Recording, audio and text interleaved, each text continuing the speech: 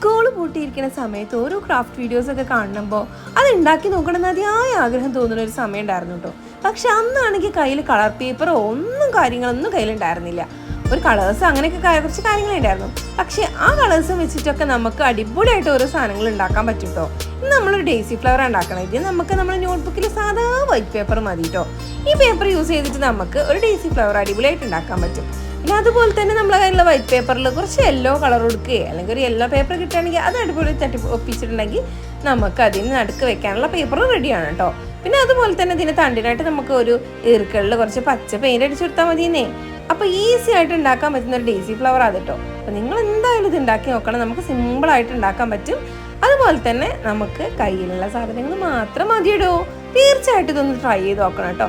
നല്ല ക്യൂട്ടായിട്ടുള്ള ഫ്ലവറാണ്. എല്ലാവർക്കും ഇഷ്ടമുള്ള ഒരു ഫ്ലവറാണല്ലോ ഈ ഡേസി ഫ്ലവർ.